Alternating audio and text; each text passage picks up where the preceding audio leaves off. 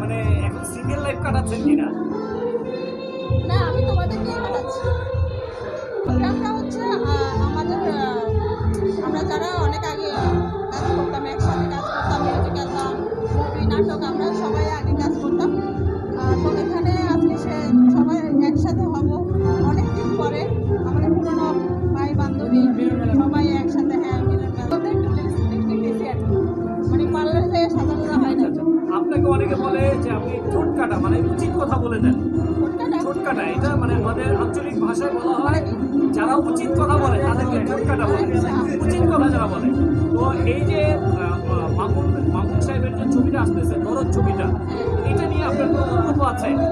এখানে বক্তব্য আমি তো ভোটটা আমাকে তারা বলে যারা আমার ধারে কাছে আসতে পারে না। অনন্য মামুন একজন ভালো ডিরেক্টর, ভালো আর্টিস্ট নিয়ে কাজ করে, তার কাজ করতে পারলে আমারই লাভ হতো। কিন্তু আমার ওই যে ইগো একটা ছোটবেলা থেকে, অনেকগুলো নায়িকার সাথে কাজ করি না, হ্যাঁ করতাম। যদি এখানে শ্রাবন্তী বা দুইটা নায়িকা বলে আচ্ছা, করা আপনি যায়, যে এত দুইটা নায়িকা। পপুলার নায়িকার সাথে করবেন, আপনার জনপ্রিয়তা কি অনেক আছে যে আপনি এদের আমার সাথে করবেন?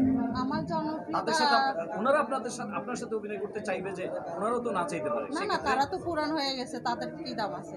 আমরা তো নতুন নতুন, আমাদের তো আপনি তো অনেক আগে থেকে কাজ করেন। ছোট, তখন তো শিশু শিল্পী ছিলাম, এখন বড় হয়েছি না। আমি চাইলেও কিন্তু গাড়ি বাড়ির মালিক হতে পারি, পারতাম, পারবো, বাট চাইলে আমি দুবাই চাই না। ভ্রমণ করতে পারেন। আমি সাধারণ জীবনযাপন করি, বাট আমাকে আমার ছবিটা রিলিজের পরে আমি কয়েকটা অ্যাওয়ার্ড পাইছি। সেটা হচ্ছে আমার সততার জন্য, আমার সাহসের জন্য।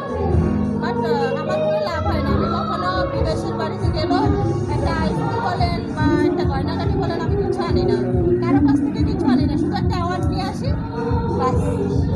আচ্ছা, আপনি এক জায়গায় বলেছিলেন যে অনেকে সুগার ড্যাডি থাকে, মানে আপনার কি যে আছে পরিচিত অনেকে সুগার মন্তব্য ড্যাডি করে?